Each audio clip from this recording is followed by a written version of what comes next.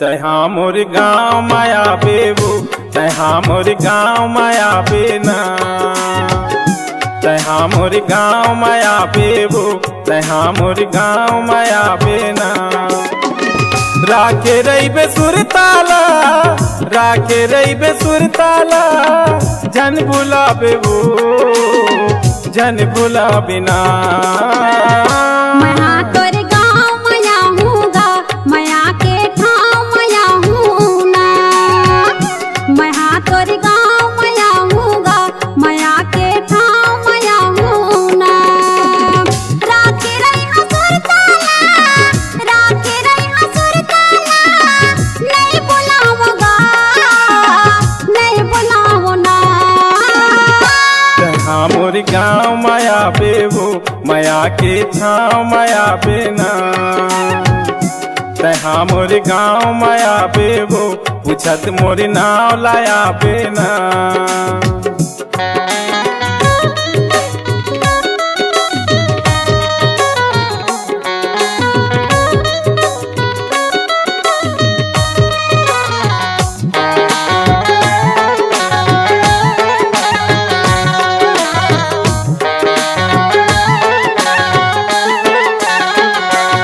कहाँ के रहिया राजा काहे तोर नाम गा। काहे तोर पारा मोहल्ला, कौने तोर गाँव गा।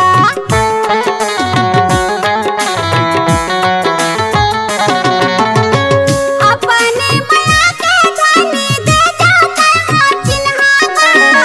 कैसे कटही रतिहा बैरी, कैसे कटही दिनहा गा। कैसे कटही रतिहा बैरी, कैसे कटही दिनहा गा।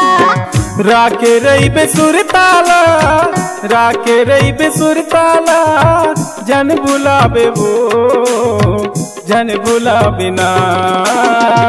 मया तोर गाँव मया हूँगा, मया के ठाव मया हूँ ना। मया तोर गाँव मया हूँगा, मया के ठाव मया हूँ ना।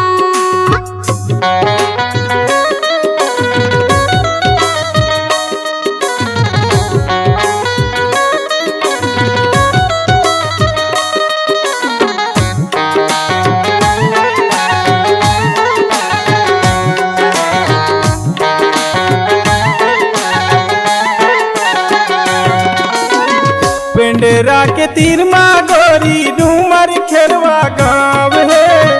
घर के दुआरिया माँ जाम के छाँव है।